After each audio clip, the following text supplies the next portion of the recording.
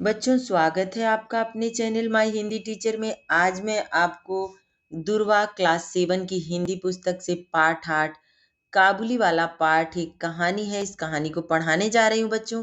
Pencil निकाल लीजिए, चलिए मेरे साथ साथ पढ़ते हैं। और जहाँ भी कठिन लगेगा अंडरलाइन करते चलिएगा, और मैं लास्ट में उसका शब्दार्थ भी बताऊंगी, और बीच में जहाँ जरूरत होगी वो मैं आपको अंडरलाइन कराती चलूंगी।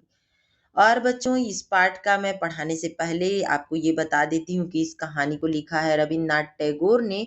इस कहानी में लेखक ने एक छोटी बच्ची और एक फेरी वाले के बीच पनपने वाली दोस्ती का वर्णन किया है। काबुली वाला, फेरी वाला, ऐसा ही कोई कुछ सामान बेचने वाला है। तो ये जो फेरी वाला है उसके बीच पनपने वाली दोस्ती का वर्णन किया गया है, बच्ची और फेरी वाले के बीच में। शुरू में छोटी बच्ची काबुली वाले से डरती है, क्योंकि उसे लगता है कि काबुली वाला अपनी बोरी में बच्चों को बंद करके रखता है। बाद में दोनों के बीच अच्छी दोस्ती हो जाती है। अब चलिए हम लोग कहानी पढ़ना शुरू करते हैं।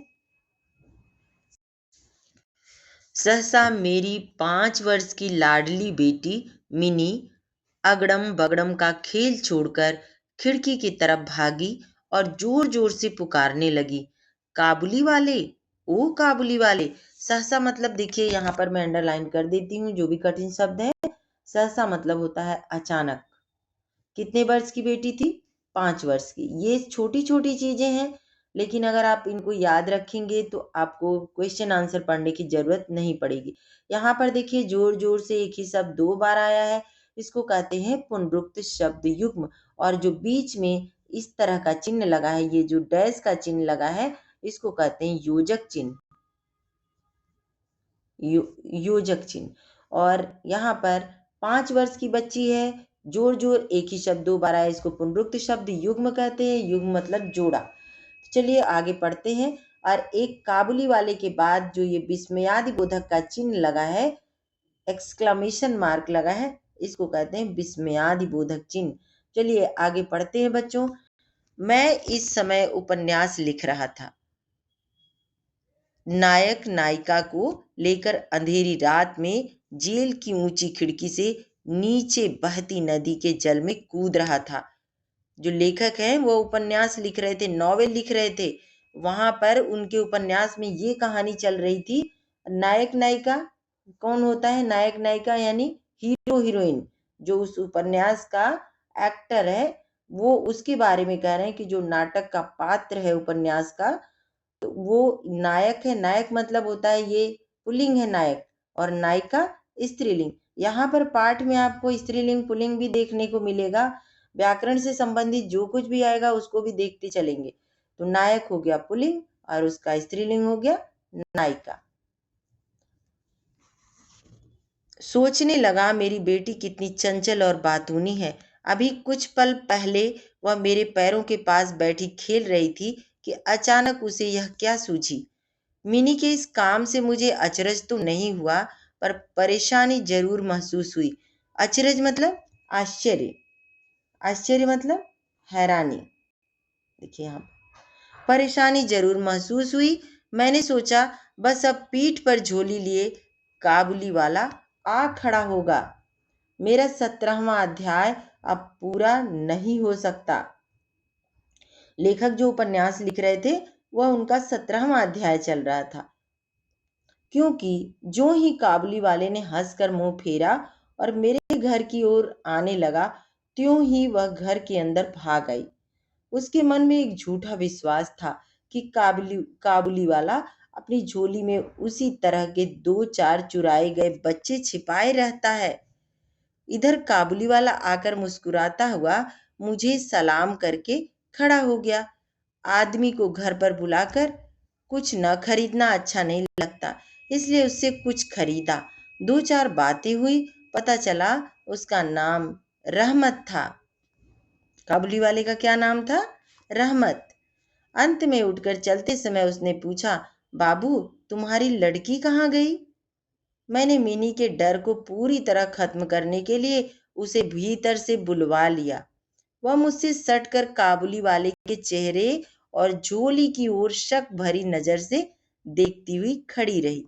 काबुली वाले काबुली उसे झोली के अंदर से कुछ सूखे मेवे निकाल कर देने लगा, पर वह लेने को किसी तरह राजी नहीं हुई। दुगने डर से मेरे घुटने से सटकर रह गई। कुछ दिन बाद एक दिन सवेरे किसी काम से घर से बाहर जाते समय देखा कि मेरी नन्ही बेटी दरवाजे के पास बेंच के ऊपर बैठी अपने बेसिर पैर की बात कर रही है। काबुली वाला उसके पैरों के पास बैठा मुस्कुराता हुआ सुन रहा है। वह बीच बीच में मिनी की बातों पर अपनी राय भी बताता जाता है। मिनी को अपने 5 साल के जीवन में पिता के अलावा ऐसा धीरज रखकर उसकी बातों को सुनने वाला कभी नहीं मिला था। मैंने यह भी देखा कि उसका छोटा आंचल बादाम किशमिश से भरा था। मैंने काबुली वाले से कहा, उसे यह सब क्यों दिया? अब फिर मत देना। मैंने जब से एक अठन्नी निकाल कर उसको दे दी। जेब से एक अठन्नी निकाल कर उसको दे दी। काबुली वाले ने अठन्नी मुझसे लेकर अपने झोले में रख ली। घर लौट कर आया तो देखा कि उस अठन्नी को लेकर पूरा झगड़ा मचा हुआ है। मिनी की माँ उससे पूछ रही थी, तुझे यह अठन्नी कहाँ से मिली? मिनी कह रही थी, काबुली वाले ने दी। मैंने मांगी नहीं थी, उसने खुद दे दी। मैंने मिनी की माँ को समझाया और मिनी को बाहर ले गया। पता चला कि इस दौरान काबुली वाले ने लगभग रोज आकर मिनी को पिस्ता बादाम देकर उसके नन्हे दिल का विश्वास पा लिया है। वे आपस में दोस्त बन गए। दोनों में कुछ बंधी हुई बातें और हंसी मजाक चलते। काबुली रहमत को देखते ही मेरी बेटी हंसते हुए पूछती, काबुली वाले, तुम्हारी झोली में क्या है? रहमत हंसते हुए उत्तर देता, हाथी। मतलब उसकी झोली में हाथी है। इस इस बात से दोनों खूब हंसते। देखिए, पहले वही बच्ची डरती थी। जैसे ही उसके साथ बातचीत करने लगी, फिर उसका डर कम हो गया। उनमें एक और हंसी भरी बात चलती चलती थी। रहमत मिनी से कहता, मिनी तुम क्या ससुराल कभी नहीं जाओगी? ससुराल का मतलब नहीं समझने के कारण मिनी उलटकर पूछती, तुम ससुराल जाओगे? रहमत ससुर के लिए खूब मोटा घूंसा तान कर कहता, मैं ससुर को मारूंगा। सुनकर मिनी ससुर का नाम कि किसी अनजाने जीव की पीटी पिटाई हालत के बारे में सोचकर खूब हंसती। देखिए, चित्र भी दिख रहा है। मुझ में देश विदेश घूमने की इच्छा है, लेकिन अपने कमरे से बाहर निकलते ही घबराहट होने लगती है। इसलिए सुबह अपने कमरे में मेज के सामने बैठकर इस काबुली के साथ बातचीत करने से बाहर घूमने का काफी काम हो जाता है। वह टूटी फूटी बंगला में अपने देश की बातें करता है और उसकी तस्वीरें मेरी आंखों के सामने आ जाती हैं। लेकिन मिनी की माँ बहुत शक्की स्वभाव की महिला थी। रहमत काबुली वाले पर उन्हें भरोसा नहीं था। उन्होंने मुझसे बार बार उस पर खास तौर से नजर रखने के लिए प्रार्थना की। उनके शक को हंसकर उड़ा देने पर उन्होंने कई सवाल किए, क्या कभी किसी के बच्चे चोरी नहीं जाते? एक लंबे चौड़े काबुली के लिए एक छोटे से बच्चे को चुरा ले जाना क्या बिल्कुल नामुमकिन है? मुझे मानना पड़ा, ये बातें नामुमकिन नहीं है। लेकिन मैं इस कारण भले मानस रहमत को घर आने से मना नहीं कर सकता था। हर वर्ष माघ के महीने के बीचों बीच रहमत अपने देश चला जाता। इस समय वह अपना सारा उधार रुपया वसूल करने में जुटा रहता। लेकिन फिर भी एक बार वह मिनी से जरूर मिल जाता। जिस दिन सुबह समय नहीं मिलता तो शाम को आ पहुंचता। कभी कभी अंधेरे कमरे में उसे बैठा देखकर सचमुच भय सा लगता, लेकिन जब उन दोनों की भोली भाली बातें सुनता तो हृदय प्रसन्नता से भर उठता। यहाँ पर देखिए, हृदय मतलब दिल होता है। प्रसन्न में ता प्रत्यय लगा हुआ है। प्रत्यय किसे कहते हैं? जो अंत में ता जुड़ा हुआ है। प्रसन्न प्लस ता। प्रसन्न, प्रसन्न मतलब खुश। प्रसन्न प्लस ता, प्रसन्नता। ये ता प्रत्यय है, अंत में जुड़ता है, उसे प्रत्यय कहते हैं। जो पहले लगता है उसको उपसर्ग कहते हैं। एक दिन सवेरे मैं अपने कमरे में बैठा पढ़ रहा था, तभी सड़क पर बड़े जोर का हल्ला सुनाई पड़ा। आंख उठाई तो देखा दो पहरे वाले अपने रहमत को बांध लिए आ रहे हैं। उसके पीछे तमाशबीन लड़कों की टोली चली आ रही है। रहमत के शरीर और कपड़ों पर खून के दाग हैं। एक पहरे वाले के हाथ में खून से सना छुरा है। मैंने बाहर आकर पहरे वालों को रोक कर पूछा, मामला क्या है? मालूम हुआ हमारे एक पड़ोसी ने रामपुरा चा रामपुरा रामपुरी चादर के लिए रहमत से कुछ रुपया उधार लिया था। उसने झूठ बोलकर रुपया उधार लिया था तथा रुपया देने से इनकार कर दिया। इसी बात को लेकर रहमत से कहा सुनी करते करते रहमत ने उसे छुरा भोंक दिया। रहमत उस झूठे आदमी को तरह तरह की गालियां दे रहा था। तभी काबली वाले पुकारती हुई मिनी घर से बाहर निकल आई। पलक मारते रहमत का चेहरा आनंद से खिल उठा। उसके कंधे पर आज झोली नहीं थी, इसलिए उसके बारे में कुछ पूछा नहीं जा सकता था। मिनी ने छूटते ही उससे पूछा, तुम ससुराल जाओगे? रहमत ने हंसकर कहा, वहीं जा रहा हूं। मिनी को उसका जवाब हंसी भरा नहीं लगा। वह हाथ दिखाकर बोला, ससुर को मारता, पर क्या करूं, हाथ बंधे हैं। छुरा मारने के अपराध में रहमत को कई वर्ष की जेल हो गई। मैं उसकी बात करीब करीब भूल गया।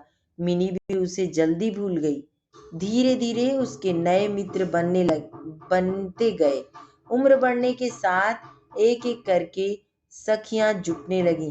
मेरे साथ भी अब वह पहले जैसी बातें नहीं करती। मैंने तो उसके साथ एक प्रकार की कुट्टी कर ली थी। सुबह बहुत सुहावनी सुबह थी। आज मेरे घर में शहनाई बज उठी थी। उसके स्वर मेरे हृदय को अंदर से रुला रहे थे। मेरी लाडली बेटी मुझसे विदा होने जा रही थी। आज मेरी मिनी का विवाह था। सवेरे से ही विवाह की तैयारियां हो रही थी। मैं बाहर के कमरे में बैठा हिसाब देख रहा था। तभी रहमत आकर सलाम करके खड़ा हो गया।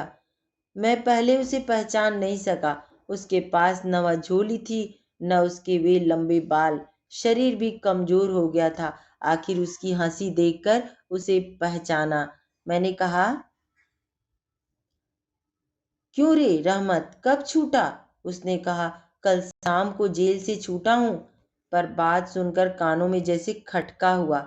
आज के शुभ दिन यह आदमी यहाँ से चला जाता तो अच्छा होता। मैंने उससे कहा, आज हमारे घर में एक काम है, मुझे बहुत से काम करने हैं, आज तुम जाओ।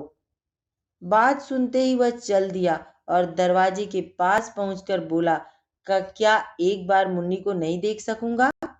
शायद उसे विश्वास था कि मिनी अब भी वैसी ही होगी, नन्ही सी बच्ची जो पहले की तरह ही काबली वाले कहती हुई दौड़ी आएगी, बच्चों जैसी हंसी भरी बातें करेगी। वह पहले ही की तरह उसके लिए किसी से मांग चांग कर एक डिब्बा अंगूर और किशमिश बादाम लाया था। मैंने कहा, आज घर में काम है, वह किसी से मिल नहीं सकेगी। वह दुखी मन से सलाम बाबू कहकर दरवाजे से बाहर चला गया। मुझे अपने मन में न जाने कैसा एक दर्द महसूस हुआ। सोचा उसे वापस बुलवा लूं। तभी देखा वह खुद लौटा आ रहा है। पास आकर बोला, ये अंगूर और थोड़े से किशमिश किशमिश बादाम मुन्नी के लिए लाया था, दे दीजिएगा। उन्हें लेकर जब मैं दाम देने लगा तो वह मेरा हाथ पकड़कर बोला, मुझे पैसा मत दीजिए बाबू। जिस तरह तुम्हारी एक लड़की है, उसी तरह देश में मेरी भी एक लड़की है। मैं उसी का चेहरा याद करके तुम्हारी मुन्नी के लिए थोड़ी मेवा लेकर आया हूं, सौदा करने नहीं। यह कहते उसने अपने कुर्ते में कहीं छाती के पास से मैले कागज का एक टुकड़ा निकाला और बहुत सावधानी से उसकी तरह खोल कर मेरी टेबल पर बिछा दिया। देखा कागज पर किसी नन्हे हाथ की छाप थी। फोटो नहीं, रंगों से बना चित्र नहीं, प्यारी बिटिया के हाथ में थोड़ी सी कालिख लगाकर कागज के ऊपर उसकी छाप ले ली गई थी। अपनी प्यारी बिटिया के हाथ की इसी यादगार को सीने से लगाए रहमत कलकत्ते की सड़कों पर मेवा बेचने आता। मानो उस सुंदर कोमल नन्ही बच्ची के हाथ की छुअन भर उसके हृदय में अमृत की धारा बहाती रहती। वह अपनी बच्ची से बहुत अधिक प्यार करता था। देखकर मेरी आंखें छल छल आ गई, छल छल आ गई यानी आंखों में आंसू भर आए। उस समय मैंने समझा कि जो वह है वही मैं हूँ। वह भी पिता है, मैं भी पिता हूँ। मैंने उसी समय मिनी को भीतर से बुलवाया। शादी की लाल साड़ी पहने, माथे पर चंदन लगाए, बहू वेश में मिनी लज्जा से मेरे पास आकर खड़ी हो गई। उसको देखकर काबुली वाला सकपका गया। अपनी पुरानी बातचीत नहीं जमा पाया। अंत में हंसकर बोला, मुन्नी तू ससुराल जाएगी? रहमत का प्रश्न सुनकर लज्जा से लाल होकर मिनी मुंह फेर कर खड़ी हो गई। मुझे काबुली वाले और मिनी की पहली भेंट याद हो आई और मैं कुछ दुखी हो उठा। मिनी के चले जाने पर गहरी सांस लेकर रहमत जमीन पर बैठ गया। अचानक उसकी समझ में साफ आ गया, इस बीच उसकी बेटी भी इसी तरह बड़ी हो गई होगी।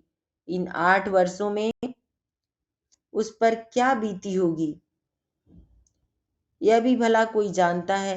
उसका चेहरा दुख और चिंता से भर उठा। मैंने एक नोट निकालकर उसे देते हुए कहा, रहमत, तुम अपनी लड़की के पास अपने देश लौट जाओ। तुम्हारा मिलन सुख मेरी मिनी का कल्याण करे।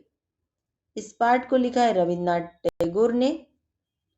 अब इस पाठ का हम लोग प्रश्न देखेंगे बच्चों। पहले शब्दार्थ भी कुछ है, देख लेते हैं। चंचल का मतलब होता है नटखट। तमाशबीन यानी तमाशा दिखाने वाला। अचरज का अर्थ होता है हैरानी, आश्चर्य, ये तो मैंने आपको बता ही दिया था। नामुमकिन यानी असंभव। सौदा मतलब होता है वह चीज जो बाजार से खरीदी जाए, यानी सामान, माल। बार बार बोलो, यहाँ पर देखिए लिखा हुआ है, इसको आपको बार बार बोलना है। मिनी जोर जोर से पुकारने लगी। ये बात आपको पढ़ना सीखना है बच्चों, इसलिए इसको बार बार बोलने के लिए लिखा हुआ है।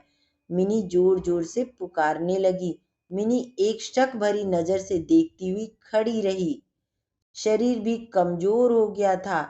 काबुली वाला दरवाजे के पास खड़ा हो गया। ये सारी चीजें आपको एक एक पॉइंट पढ़ना है। अगला है कागज पर। यहाँ पर मैं पढ़ दूंगी तो आपको पढ़ने में आसानी होगी। कागज पर किसी नन्हे हाथ की छाप थी। अंत में कागज पर किसकी छाप थी?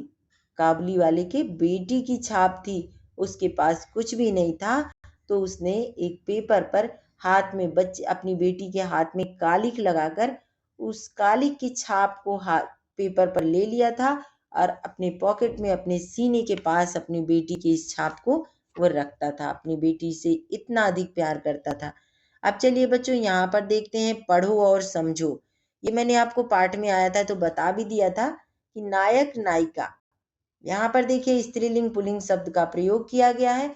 ऐसे ही जब भी आप कोई पाठ पढ़िए, वहां पर चैप्टर के अंदर जितने भी व्याकरण है अगर आप साथ साथ पढ़ते चलेंगे तो आपको लास्ट में कुछ भी करने की जरूरत नहीं, आपका पूरा चैप्टर कंप्लीट हो जाएगा। मैंने आपको बीच में एक जगह बताया था कि नायक पुल्लिंग शब्द होता है और उसका स्त्रीलिंग होता है नायिका। अब और भी पुल्लिंग शब्द स्त्रीलिंग उसका बनाते हैं। बालक एक पुल्लिंग शब्द है, उसका स्त्रीलिंग क्या है? बालिका। गायक पुल्लिंग है, उसका स्त्रीलिंग गायिका। लेखक पुल्लिंग है, उसका स्त्रीलिंग लेखिका। सेवक पुल्लिंग है और स्त्रीलिंग है सेविका। नायिका मतलब होता है जो हीरोइन है, जो उस पार्ट की जो उसमें काम करती है, जो नायक की नायिका है। और बालक मतलब लड़का, तो उसका स्त्रीलिंग हो जाएगा बालिका यानी लड़की। गायक एक लड़के को जो गाना गाता है उसको गायक कहते हैं और जो लड़की गाना गाती है तो उसको गायिका कहते हैं। जो लेखक लिखता है अगर वह पुल्लिंग है तो उसको लेखक कहते हैं, अगर स्त्रीलिंग है तो लेखिका। ऐसे ही जो सेवा करने वाला है उसको सेवक, अगर वह पुरुष पुरुष है तो सेवक कहेंगे, अगर वो महिला है तो सेविका। स्त्रीलिंग पुल्लिंग का यही अंतर है। पाठ संबंधी प्रश्न। मिनी को ऐसा क्यों लगता था कि काबुली वाला अपनी झोली में चुराए हुए बच्चों को छिपाए हुए? बच्चों, आपको भी पता होगा कि जब भी छोटे बच्चे हैं वो बाहर निकलते हैं, घूमने फिरने जाते हैं, तो अक्सर बच्चों को डराने के लिए ऐसा कहा जाता है कि अगर बाहर जाओगे तो बच्चों को पकड़ने वाला आएगा और आपको झोली में भर के ले जाएगा। तो मिनी को भी ऐसा दिमाग में था कि हो सकता है कि बच्चा पकड़ने वाला हो जो कि आता है और मुझे इसमें भर के ले जाएगा, इसलिए वो डरती थी। दूसरा प्रश्न है, मिनी की काबुली वाले से मित्रता क्यों हो गई? क्योंकि आपने पहले देखा था मिनी काबुली वाले के पास नहीं जाती थी, वो डरती थी उसकी झोली देखकर। लेकिन जब मिनी के पिता ने उसे अपने पास बुलाया और काबुली वाले के पास उसको बुलाया, तो उसने देखा कि ये तो ऐसा कुछ भी नहीं कर रहा है। फिर उसकी धीरे धीरे उससे मित्रता हो गई। काबुली वाला हमेशा पैसे क्यों लौटा देता था? अब देखिए, आपने अंत में सुना होगा कि काबुली वाला जेल से छूटकर जब मिनी से मिलने आता है तो वो कहता है कि लेखक से कहता है कि इसी बच्ची के बराबर मेरी बेटी भी है जिससे मैं 8 साल से नहीं मिल पाया हूँ, और मिनी से मिलने मैं इसलिए आता हूँ कि उसको देखकर मुझ में उसकी बेटी को देखने का एहसास होता है, इसीलिए मैं मिनी के पास आता हूँ। और इसीलिए वो पैसा नहीं लेता है। उसको लगता है कि अगर मैं अपनी बेटी को कुछ खाने के लिए देता तो क्या मैं उसका पैसा लेता, इसलिए वो पैसे हमेशा उस बच्ची से लौटा देता है। वर्षों बाद मिनी के पिता ने काबली वाले को उसकी किस बात से पहचान लिया? उसकी हंसी से। आपने देखा ना, पाठ में लिखा था कि वर्षों बाद मिनी के पिता ने, क्योंकि उसकी अवस्था जीर्ण शीर्ण हो गई थी, वह कमजोर हो गया था, जब जेल से वापस आया, झोली भी उसके पास नहीं थी, लेकिन जो मिनी के पिता थे उन्होंने काबली वाले को उसकी हंसी से पहचान लिया। आपको प्रश्न आएगा बच्चों की किससे पहचान लिया, किस बात से पहचान लिया? तो आपको लिखना है वर्षों बाद मिनी के पिता ने काबली वाले को उसकी, बस यहाँ पे लिख देना हंसी। उत्तर ऐसे ही बनता है, हंसी से। यहाँ से इसको काट दीजिए, हंसी से पहचान लिया। देखिए, उसकी बात काट देना है, उसकी बात काट दीजिए, बाकी सारा उत्तर यही रहेगा। अब आपको यहाँ से काबुली वाला हमेशा पैसे क्यों लौटा देता था? क्योंकि मिनी को वह अपनी बेटी की तरह समझता था। छोटा सा उत्तर है, आपको ज्यादा बड़ा उत्तर लिखने की जरूरत नहीं है। देखिए यहाँ पर, मिनी काबुली वाला हमेशा पैसे क्यों लौटा देता था? तो अब मैं इसका उत्तर यहाँ बता देती हूँ। क्योंकि आपको लिखना है काबुली वाला हमेशा पैसे, इसको मत लिखिए यहाँ, इसलिए लौटा देता था क्योंकि क्योंकि वह मिनी को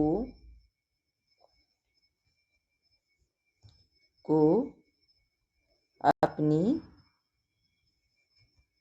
बेटी की तरह समझता था। ये ऐसे ही प्रश्नों के उत्तर लिखने छोटे छोटे, ज्यादा बड़ा नहीं लिखना है, और आपका कंप्लीट भी हो जाए। ये हो गया। अब आपने देखा यहाँ पर सारे प्रश्नों के उत्तर हो गए। सोचो और जवाब दो। रहमत ने एक धोखेबाज आदमी को छुरा मार दिया। क्या उसके स्थान पर अगर तुम रहमत की जगह होते तो क्या करते? छुरा नहीं मारना चाहिए। अगर तुम होते तो, अगर मैं होती तो मैं तो छुरा नहीं मारती, क्योंकि छुरा मार के उसका कुछ नुकसान नहीं हुआ, उल्टा रहमत को 8 साल तक जेल में रहना पड़ा, जिससे उसकी बच्ची अकेले हो गई। तो कभी भी आवेश में आकर, बच्चों गुस्सा में आकर ऐसा कोई काम नहीं करना चाहिए जिससे अपना भी नुकसान हो जाए। कभी भी ऐसा नहीं करना चाहिए। अगला प्रश्न देखते हैं। मिनी की मां रहमत पर नजर रखना चाहती थी, परंतु पिता रहमत को मना नहीं कर पाते थे। तुम्हारे विचार में कौन सही था? मिनी की मां रहमत पर, परंतु मिनी के पिता रहमत को मना नहीं कर पाते थे। तुम्हारे विचार से कौन सही था, क्यों? माँ का डरना भी सही था, लेकिन सामने वाले पर विश्वास भी करना चाहिए। एक माँ हमेशा अपने बच्चों पर नजर रखती है, कहीं उसके बच्चों के साथ कोई दूसरा कुछ गलत ना करे। तो एक माँ के लिए ये डरने वाली बात भी होती है, और बच्ची छोटी थी तो ऐसे में और डर लगता है। तुम्हारे विचार में कौन सही था? माँ सही थी। और अगला प्रश्न देखते हैं। मान लो कि तुम मिनी हो, अब अपनी कहानी पूरी कक्षा को सुनाओ। बच्चों, ये आपको अपने हिसाब से करना होगा कि अगर मैं मिनी हूँ तो मैं रहमत के साथ कैसे बात करती हूँ, मुझे कैसा लगता है, उनको कितना महत्व, क्योंकि रहमत जो है वो जो मिनी के पापा थे उनके जैसा था, तो इसलिए वह बच्ची अपने पापा के साथ जैसे घुल मिल कर बातें करती थी, वैसे रहमत के साथ भी बातें करती थी। तुम नीचे लिखे वाक्य को अपनी भाषा में कैसे कहोगे? पलक झपक झपकाते ही रहमत का चेहरा आनंद से खिल उठा। अब आप अपने हिसाब से इसको लिख सकते हैं बच्चों। सही मिलान करते हैं। बेसिर पैर। बेसिर पैर का मतलब होता है बिना मतलब का, बिना मतलब। पलक झपकते ही, पलक झपकते ही यानी तुरंत। बधी हुई बातें, बधी हुई बातें मतलब निश्चित बातें, एक ही तरह की बातचीत। यहाँ पर देखिए इसे मिलान। बात चलना, बात चलना मतलब बात शुरू होना। मुंह फेरना, मुंह फेरना मतलब चेहरा सामने से हटा लेना। ये हो गया आपका कंप्लीट। अगला देखते हैं। शब्द जाल है। क्या शब्द जाल है? यहाँ से हम लोग को शब्द छांटना है।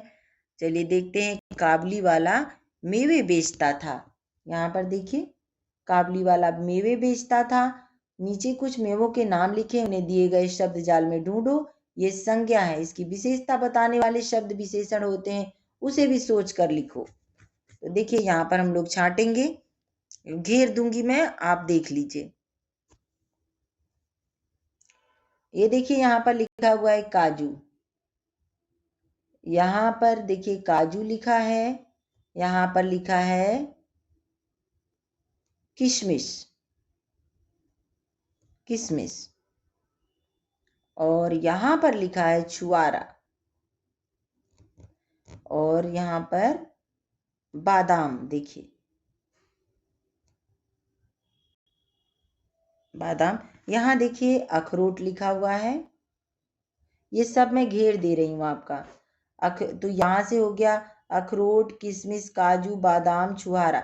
अब एक पिस्ता बचा है, उसको भी देख लेते हैं। ये देखिए पिस्ता लिखा हुआ है। कंप्लीट हो गया।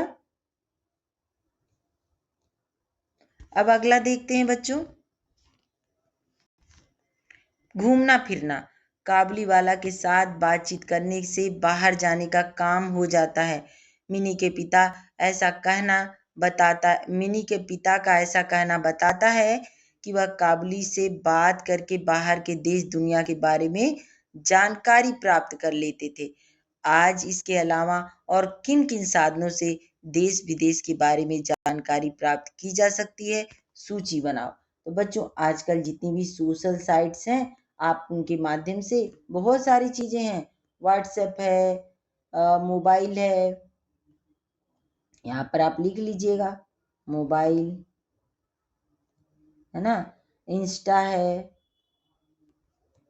फेसबुक है,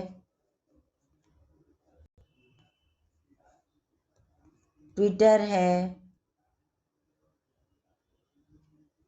ऐसी बहुत सारी चीजें हैं। यूट्यूब है,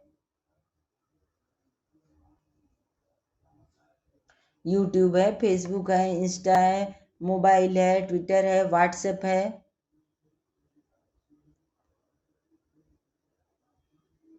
ना। ऐसी बहुत सारी चीजें हैं जिनके माध्यम से आप देश दुनिया के बारे में, टेलीविजन के माध्यम से आप देश दुनिया का समाचार सुन सकते हैं।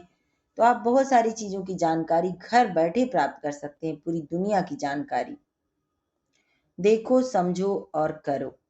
यहाँ पर देखिए बच्चों, पहले क्या करना है। पहले खाने में क्या बना हुआ है? घड़ा, घड़ा। ये देखिए घड़ा। तीसरे खाने में क्या है? सांप। तो यहाँ पर आपको जो खाली जगह है, यहाँ पर सांप लिखना है।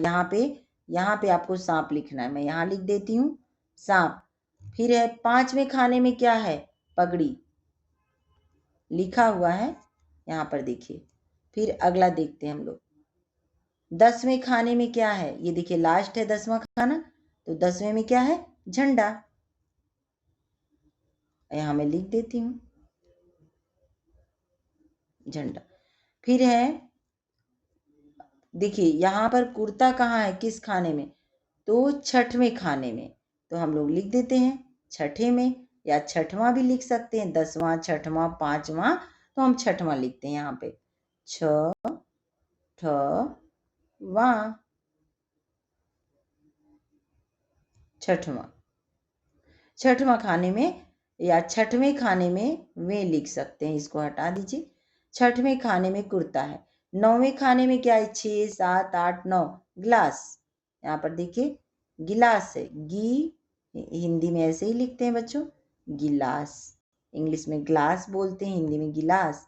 और खाने में चूहा है। चूहा किस में है, 9वें में है, तो 8वें में चूहा, 8वें, 8वें, 8वें में चूहा, 8वें में चूहा। अब कौन सा बचा, दूसरे खाने में क्या है, सीढ़ी। चलिए सीढ़ी लिख देती हूँ, दूसरे में सीढ़ी, ये वाला ढ रहता है, सीढ़ी। अगला है, खाने में है हमारा राष्ट्रीय पक्षी। देखते हैं किस खाने में है हमारा राष्ट्रीय पक्षी, मोर। तो ये हो गया 7वें में, किस में है, 7वें में। अब देखिए लिख देते हैं यहाँ पर 7वें, यहाँ पर रहेगा 7वें। 7वें खाने में मोर है, मोर हमारा राष्ट्रीय पक्षी। ऐसे ही अगला है, खाने में इसे चेहरे पर लगाते हैं, क्या है, ये क्या चीज है जो चेहरे पर लगाते हैं, मास्क। ये देखिए यहाँ पर फेस मास्क है, ये चौथे में है। तो चलिए देखते हैं चौथे में, यहाँ पर चौथे, चौथे खाने में मास्क है, मास्क, इसे चेहरे पर लगाते हैं। इन शब्दों को देखो, अब आगे देखते हैं बच्चों, इन शब्दों को देखो, बेटी, काबुली वाला, सबको देखते चलिए, जल्दी जल्दी, टाइम ज्यादा हो गया। काबुली वाला, नायक, जेल, खिड़की, झोली, पैर, बच्चा, रहमत, ये संज्ञा है। इनकी विशेषता बताने वाले शब्द को विशेषण कहते हैं। तुम्हें इनके साथ जो भी विशेषण ठीक लगे उसे लगाकर वाक्य बनाओ। तो बेटी, छोटी, यहाँ पर छोटी बेटी लिख सकते हैं, छोटी बेटी। फिर काबुली वाला, अच्छा, अच्छा काबुली वाला, अच्छा था ना वो, अच्छा। फिर है नायक, नायक उपन्यास का नायक है, तो आप लिख दीजिए सुंदर नायक। फिर है जेल, मतलब अंधेरी जेल या खतरनाक जेल, बड़ी जेल, रहमत। ऐसे करके आप लिख सकते हैं, बड़ी झोली, गंदा पैर, अच्छा बच्चा, आप कुछ भी बना के यहाँ पर लिख सकते हैं। और देखती हूँ, चलिए, और समाप्त हो गया बच्चों, इस पाठ को यहीं पर समाप्त करती हूँ और मिलती हूँ मैं आपसे अपने अगले वीडियो में। तब तक के लिए धन्यवाद। अगर आप इस चैनल पर नए हैं तो लाइक कर लीजिएगा, सब्सक्राइब कर लीजिएगा, कमेंट और शेयर करना नहीं भूलिएगा।